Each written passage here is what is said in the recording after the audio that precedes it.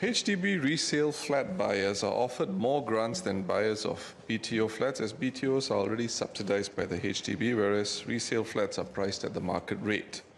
As Singaporeans know, resale flat prices can be very high. Even flats with 60 years left on their lease can cost well in excess of $500,000.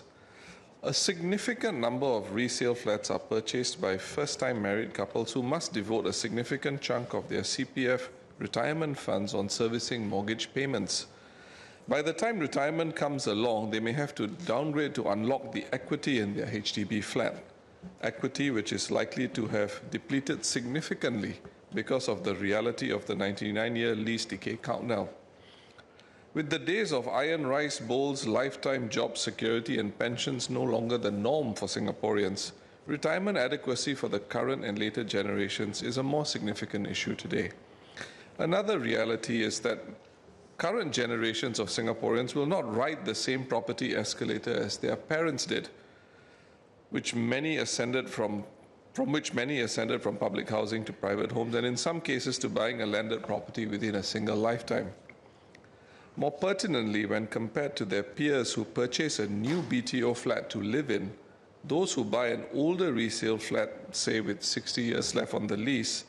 all other things being equal, will have less money to buy a smaller flat when they retire, and by extension will have less for their CPF life payouts as well.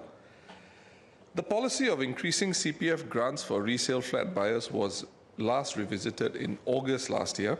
and it seeks to make HDB resale flats more affordable for resale flat buyers. But this policy can have the perverse effect of sellers raising prices even more and new buyers chasing ever-increasing resale prices. We need to see how we can strengthen the retirement adequacy of resale flat buyers who buy flats with a significant chunk of their leases already expended. A renewed focus on building the retirement incomes of first-time resale flat buyers would ensure that resale flat buyers consider their resale flat purchases carefully with an eye on the 99-year lease countdown clock and their retirement planning considerations in mind. For resale flat buyers who qualify for resale flat grants, would the government consider giving resale flat buyers the option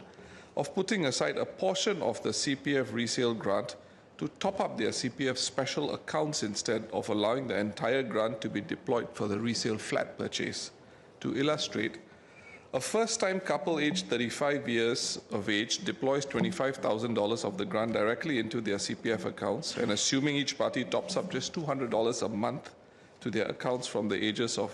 35 to 55 at a 4% interest in the special account,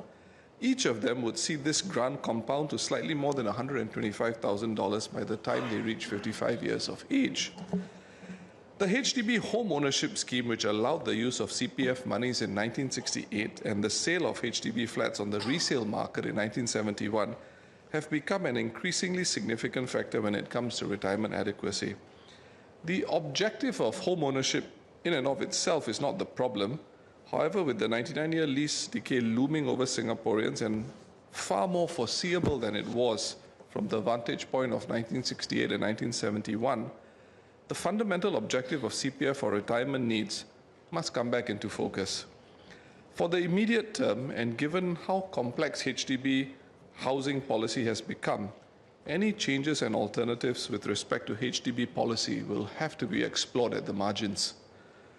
To this end, I would suggest there could be some policy space to better protect first-time buyers of older resale HDB properties from the reality of the 99-year lease decay countdown clock.